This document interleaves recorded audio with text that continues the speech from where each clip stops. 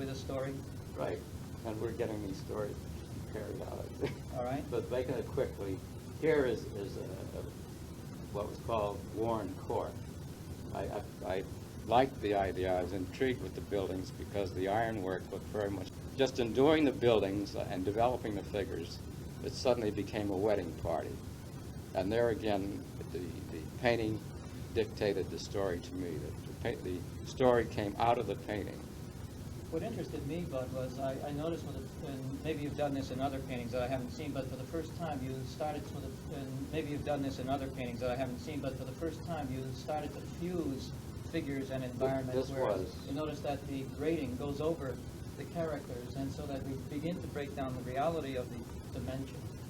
Well, again, there was a discovery here in the fact that doing that, you had a feeling here in the fact that doing that, you had a feeling that these figures in a few seconds wouldn't be there. And I don't know quite what the word might be, but they were there only for a second, only for a moment.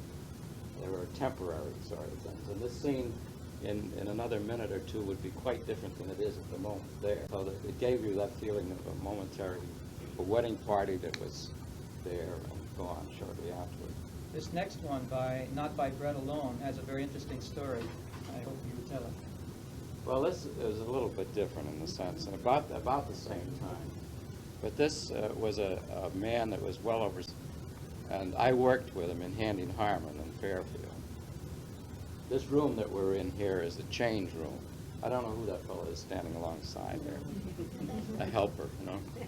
But anyway, I just asked him to hold the painting. But the painting is of a black at Hand Harmon, and used to sit in what we call the change room and have his lunch there. And he always had the Bible with him. And if you passed by him, he would just hold you up and he'd preach from the Bible. And I've just sort of picked up the title of Not in Bread Alone from that. He is really a very, very nice man. Not in Bread Alone from that. He is really a very, very nice man, and unfortunately died at a very early age. But he was an interesting character, an interesting person. But I think the story... How it got into the Corcoran Museum. How it got to the Corcoran. This is a story that I think... This is a story that I think maybe a number of artists have come up with. These are accidents, really. They're just chance things. There was a painting that preceded this called Seven Men Waiting that I created very carefully and sent to the Corcoran Gallery. We waited to hear whether that painting was being accepted by the Corcoran for their biennial show. And of course, when you're waiting like that, you're on edge, you know. And I was working day to day in the lab at Hand Harmon. And someone came into the lab this morning about 2 weeks after not this one. Someone came into the lab, and to my lab, and said, "You have a long-distance call in the office from Washington, D.C." Well, you can imagine among this group of people, fellow workers, this was a little bit unusual. It caused quite a wave of excitement. So I dashed into the excitement. So I dashed into the office, and I picked up the phone, and this man said, "I'm Judge Beard in Washington, D.C." Naturally, I associated him with the Corcoran show. And I thought, this is one of the jurors from the Corcoran show. And he says, "I liked your painting." This is one of the jurors from the Corcoran show. And he says, "I liked your painting." Now, for all of us and any of us that have ever sent a painting into an exhibit of this type, a juried show, to have a juror call you and say he liked your painting, pretty doggone unusual thing to happen. It never really did happen. It never really did happen to me. Well, in getting to talk to this fellow, it turned out he was a juror in the municipal court in Washington, D.C. A judge, rather. A judge in the municipal court in Washington, D.C. And he said, "By the way, you know, your painting was rejected." But he said, "I'm in court." And I'll just shorten this story up now a little bit. It turned out that there was a group of judges in the municipal court that gathered funds from weddings and these little chores that they did.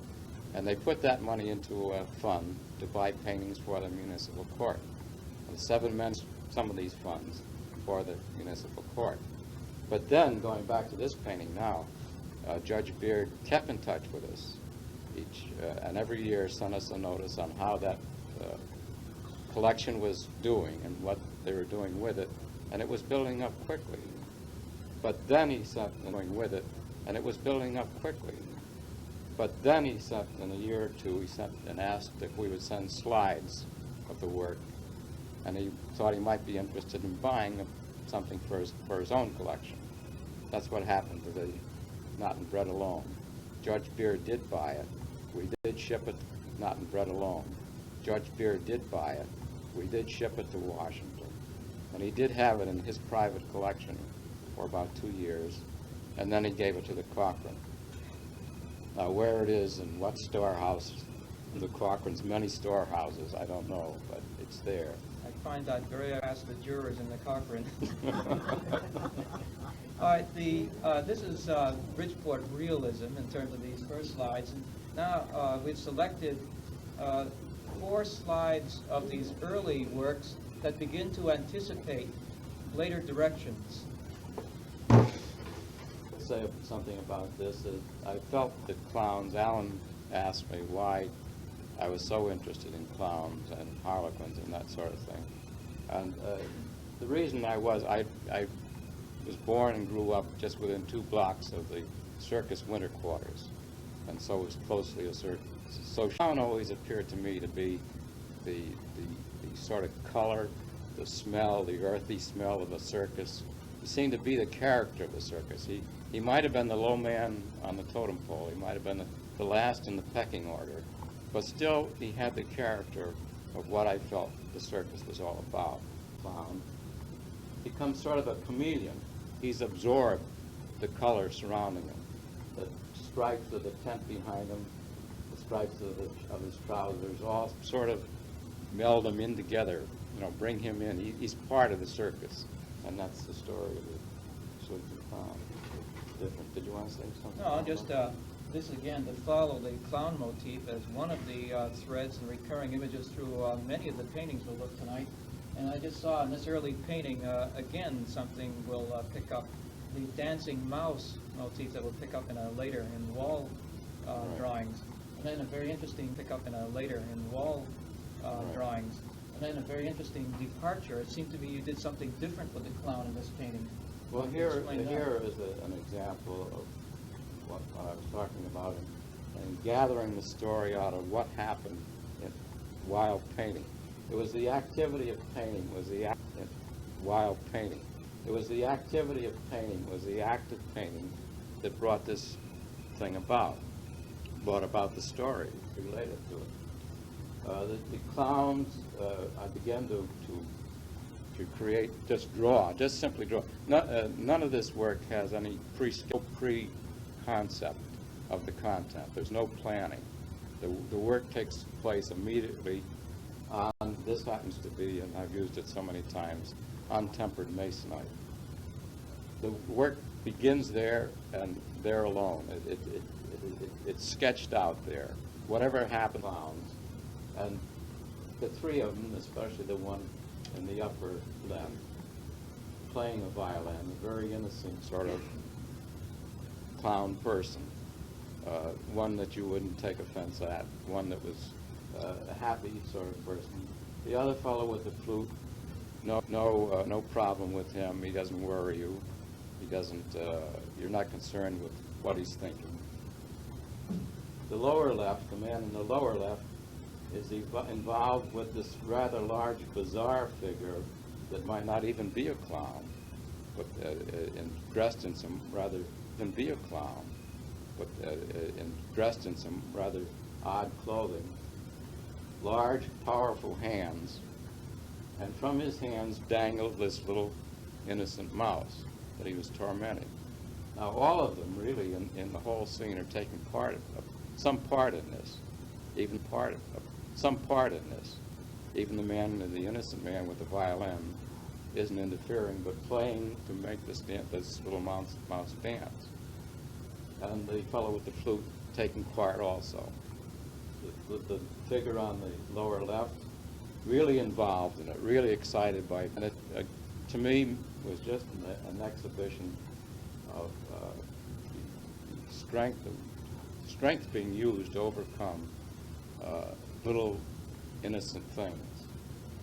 Why I'm interested in this, my field is not art, but literature, and let's say in the time of the poet's work, you'll see recurring images that will carry, in some cases, the same meaning, but the most interesting discovery is the evolution of meaning with regard to the same image, and I think I've begun to find that in yours. I don't know if I'm imposing an order, but certainly we'll see images recurring again and again and beginning to take on different values. Images recurring again and again and beginning to take on different values. This particular one does reoccur, and this happens often just because you're reaching out and searching, and the part you sort of sometimes reach back into your own memory and draw things out.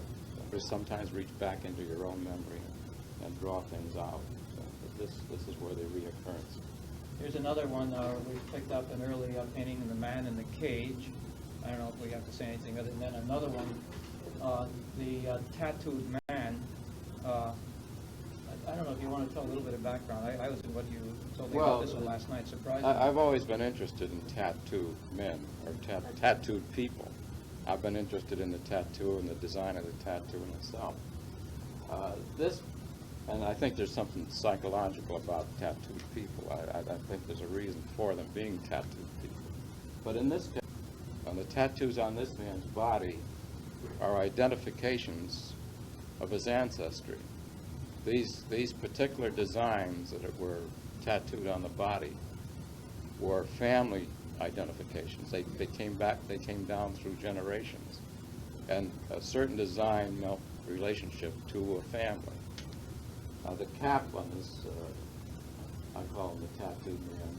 The cap on this is a strange one because it doesn't certainly belong to a South Pacific native. The cap actually belonged to Nijinsky. I came across a picture of Nijinsky just about the time that I came across a picture of Nijinsky just about the time that the tattooed man was underway, and I liked the shape of the cap, and it was only in black and white, so I added the color, and that's the